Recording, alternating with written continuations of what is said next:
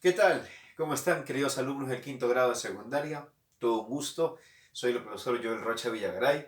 Y bueno, honestamente es un placer estar con ustedes el día de hoy a través de una clase más de literatura. El día de hoy vamos a trabajar un tema de repente muy poco tratado en clases, muy poco tratado en algunos colegios. Nosotros vamos a tratarlo porque consideramos que también es importante conocer esta manifestación literaria de la época antigua. Vamos a hablar acerca de la literatura latina. ¿Ok? Profesor, ¿qué cosa es la literatura latina? Bueno, muchachos, la literatura latina fue una de las manifestaciones literarias que se desarrollaron en la época de la antigüedad. No te vayas a olvidar, ¿ok? Perteneció o se desarrolló, ¿ok? En la famosa Edad Antigua. Por favor, siempre ten presente eso. La literatura latina, ¿ok? Se va a desarrollar en la Edad Antigua, ¿ok? Pero ojo con este dato. La literatura latina también recibe otro nombre. La literatura latina también se le llama literatura romana. No te vayas a olvidar. Hablar de literatura latina es hablar de la literatura desarrollada en Roma, en el gran imperio romano, dicho de otra manera, ¿ok? O en la cultura romana. Ya, no te olvides. La literatura latina fue desarrollada en la Edad Antigua, también se le conoce como el nombre de literatura romana. Profesor, ¿por qué se le llama literatura latina? Bueno, porque es una literatura que fue escrita, compuesta, ¿ok? En el idioma latín, por eso se le llama literatura latina, ¿ok? Ahora, además de pertenecer a la edad antigua, ¿ok? Esta literatura, ¿ok? Va a pertenecer al clasicismo literario, ¿ok? Va a pertenecer al clasicismo literario. De hecho, no sé si te acuerdas que cuando cuando definimos la literatura clásica, ¿ok? Nosotros habíamos definido que la literatura clásica comprendía tanto a la literatura griega como a la literatura romana desarrolladas en la Edad Antigua. Pues bien, aquí tenemos otra especie, o perdón, otra manifestación literaria, la literatura latina, romana, desarrollada en la Edad Antigua y que pertenece al famoso clasicismo. Muy bien, queridos alumnos, no se vayan a olvidar, por favor, ¿ok? Ahora, la literatura latina, vamos a ver sus características. Bueno, fue la literatura desarrollada en la cultura romana, ¿ok? Y a continuación vamos a ver sus siguientes características. Mira, lo primero que se dice de la literatura latina, ¿no? Muchos profesores considero yo que de forma errada, ¿ok? Lo primero que se les viene a la mente al mencionar literatura latina, estos latinos dicen, fueron un copia y pega, ¿no? Fueron un copia y pega de los griegos, dicen, ¿no? Pero hablar así es hablar de manera incorrecta, ¿ok? La literatura latina sí va a ser una literatura que va a imitar, que va a tomar como modelo a seguir a la literatura griega. Eso es indiscutible, nadie lo niega eso. Pero es completamente arriesgado decir que la literatura latina fue un copia y pega de la literatura griega. No, insisto, sí, sí la imitó en su forma, ¿ok? Sí la va a imitar en su forma, pero en su fondo van a haber ciertas diferencias, que es lo que vamos a ver a continuación. Mira, dice, surgió y se modeló, ¿ok? Surgió, ¿ok? Y se modeló bajo el modelo o paradigma griego. Es lo que acabo de decirte, que sí, no se puede negar. La literatura latina es una literatura que tiene como modelo, que tiene como paradigma a la literatura griega. No lo vamos a negar. Está bien, pero es completamente avesado y arriesgado decir que la literatura romana, perdón, fue una literatura completamente imitativa o totalmente imitativa o fue un copia y pega, como he escuchado a algunos docentes decir, y no es así. Mira lo que dice la siguiente característica.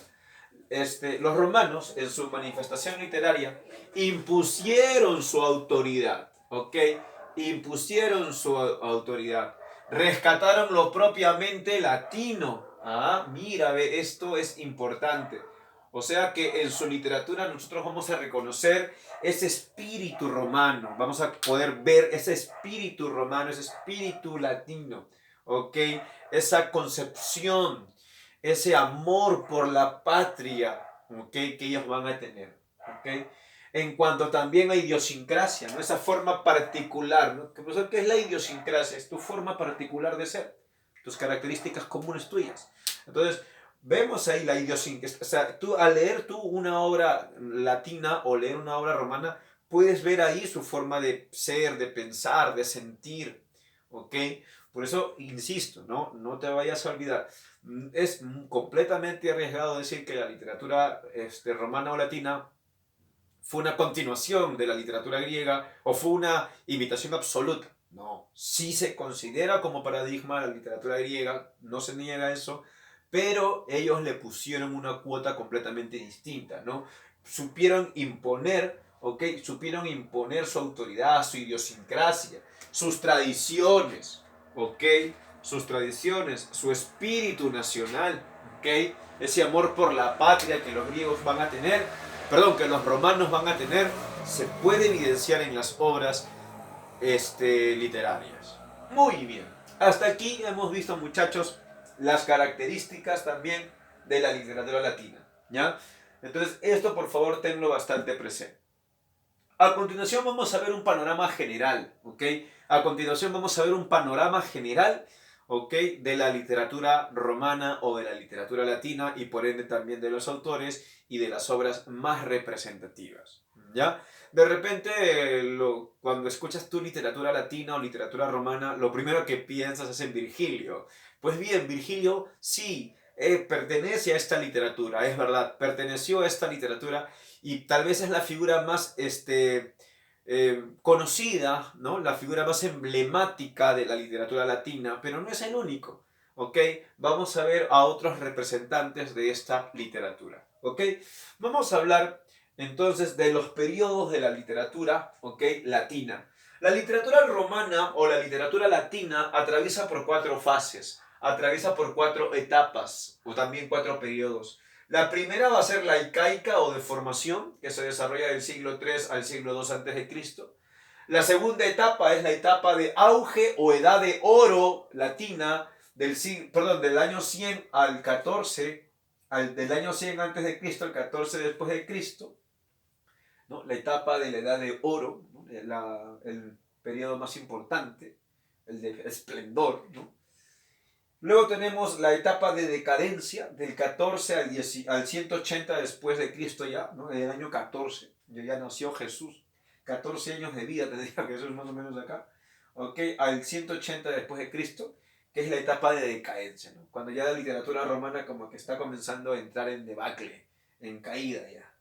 Y bueno, el último periodo es el periodo latino-cristiano. Como sabemos, los romanos van a adoptar, primero respetar y luego adoptar la religión católica, ¿cierto? La religión cristiana, ¿no?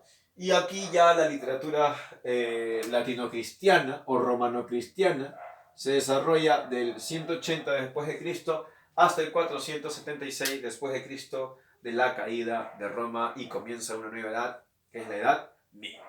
Ya, muchachos, 4 etapas que van a desarrollarse en la literatura latina, ¿no? O la literatura latina se desarrolló en 4 periodos. Vamos a comenzar con el primer periodo, el periodo arcaico o también de formación. Como puedes leer conmigo aquí, miren lo que dice, ¿no? En el periodo arcaico o de formación desarrollado del siglo 3 al 2 a.C., ¿ok?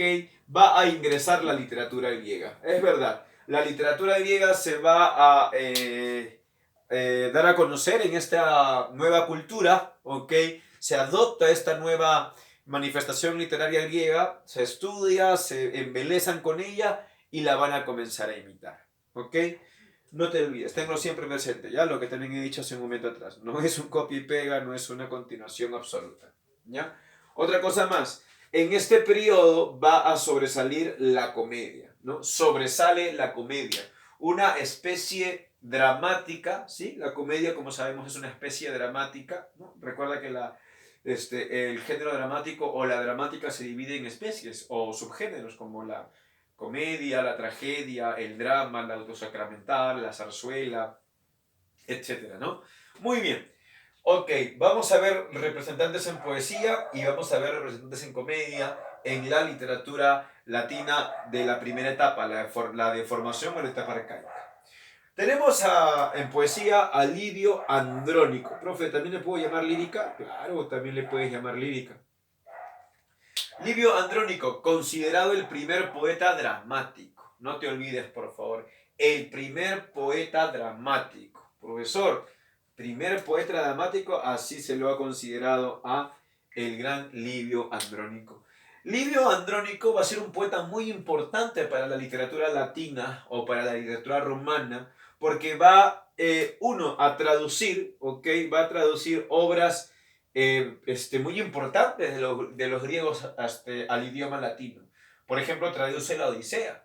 También traduce obras teatrales como Egisto, Andrómeda, Aquiles. ¿Ok? Pero uno de sus grandes aportes va a ser la idea del teatro que trae para los romanos. Entonces, gracias a Andrónico, los romanos van a tener un conocimiento acerca del teatro y ya luego lo van a comenzar a desarrollar y lo van a desarrollar de una manera muy importante. ¿Ok? Muy bien. Luego tenemos a Nevio, ¿ya? Considerado el primer poeta nacional. Alucina, brother. El primer poeta nacional, ¿ya? Así lo van a considerar a Nevio, el primer poeta nacional. ¿Pero de dónde, profe? Itálico, ¿ok? Itálico. A ver, su obra, Velum Poenicum, ¿ok? Es una obra muy importante, ¿ok? Es una obra bastante famosa que va a hablar, ¿ok? Acerca de una de las batallas más importantes de los romanos, ¿no? De los latinos. Y tenemos también a Ennio V, ya él va a ser un historiador, ¿no? Profe, ¿qué ha escrito? ¿Se ha equivocado? No, no me he equivocado, ojo, ¿ah? Acá no me equivoqué en escribir, así se escribe, ¿ya? Anales, ¿no? Que equivale a anuales, por si acaso, ¿ya? No se va, no me he equivocado de escribir. ¿Qué son los hasta anales, profesor, o anuales?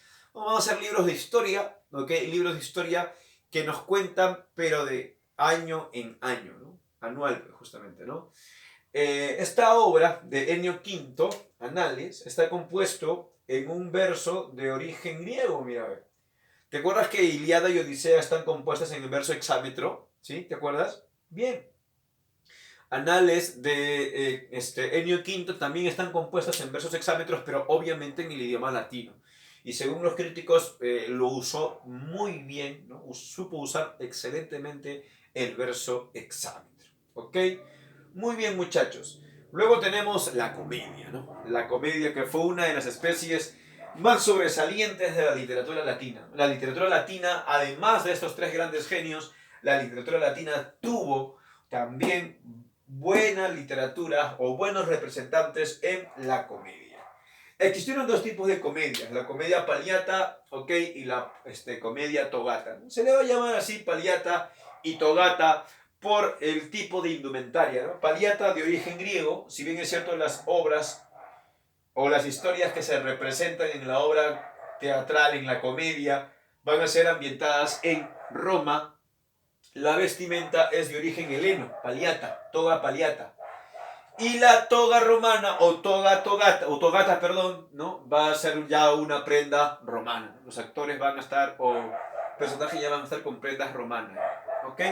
Muy bien, en la comedia paliata, ¿ok? En la comedia paliata tenemos a dos grandes monstruos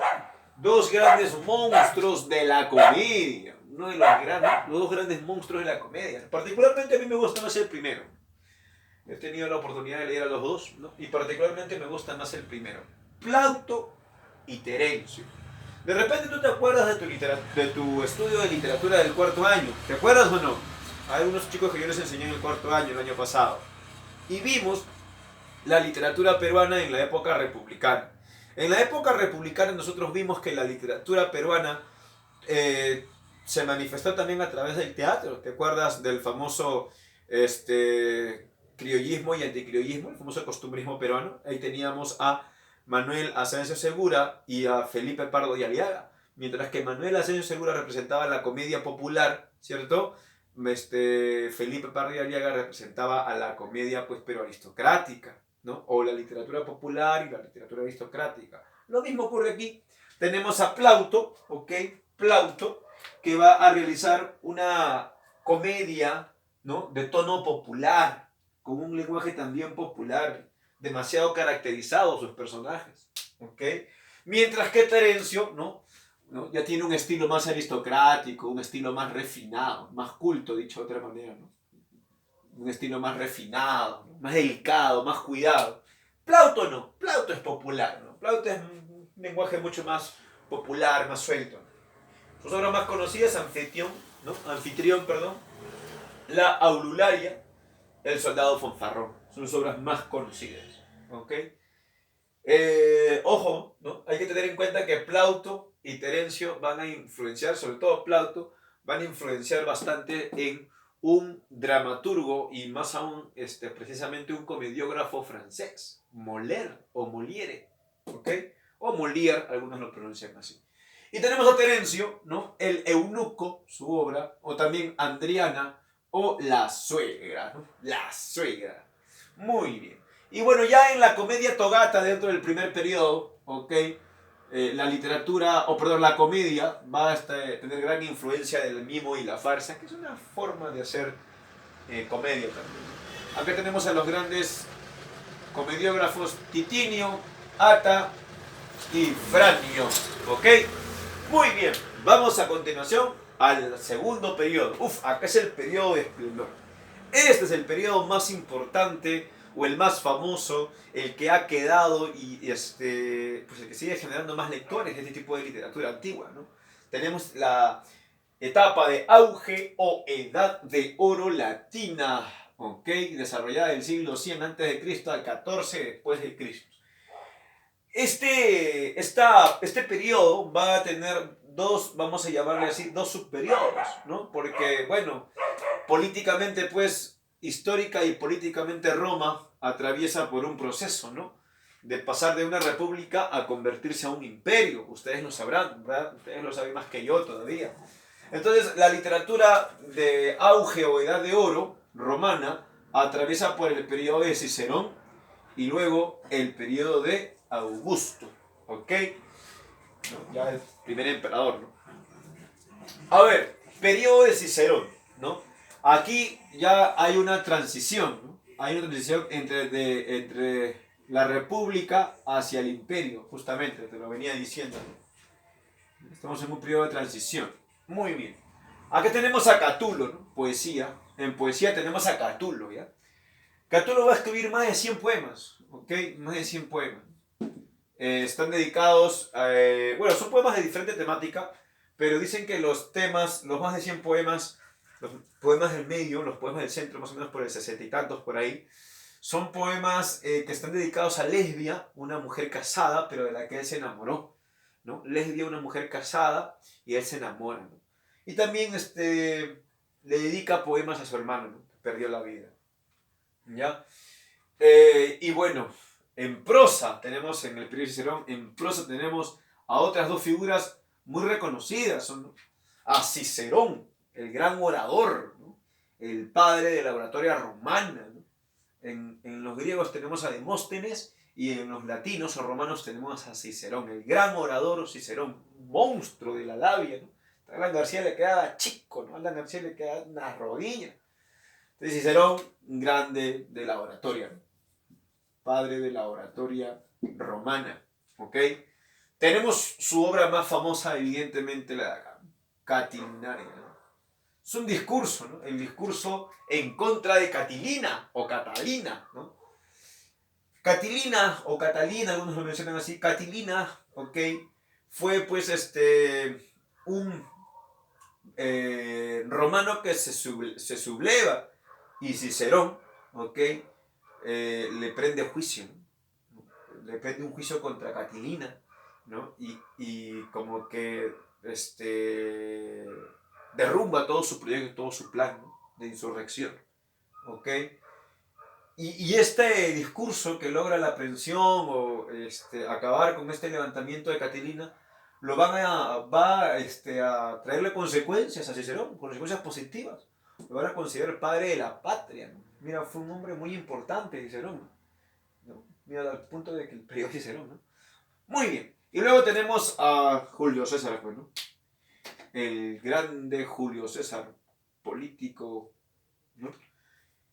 Y gobernante de Roma también, ¿no?